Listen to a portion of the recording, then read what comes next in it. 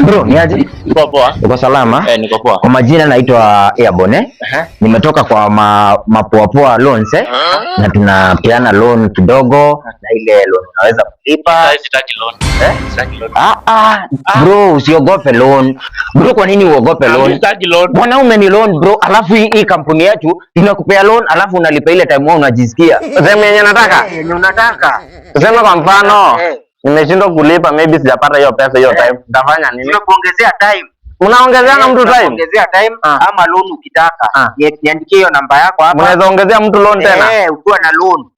Mimi sitaki loan lakini utalipa wewe. Kwa sawa, sasa sitaki loan. Tunakupea loan alafu tunakupea unalipa ile time wewe unajisikia.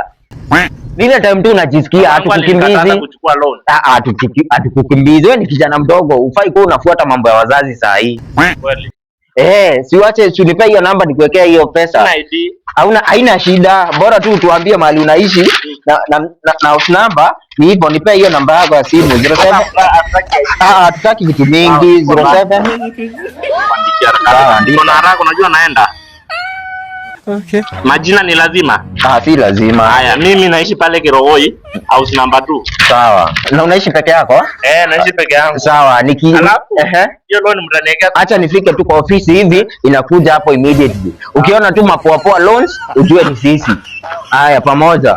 2 hours later. Nakuja. Wewe, unabisha aje mlango wa mtu nikawa nataka.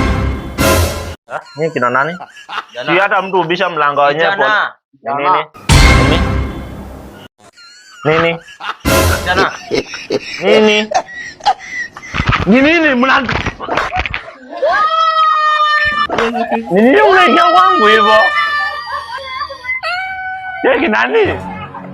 Sasa mnaingia aje kwa nyumba ya mtu hata bila kumwambia? Goodbye. Ona. Cheki nani? Zilikuwa 200. Ona. Cheki narudisha next week.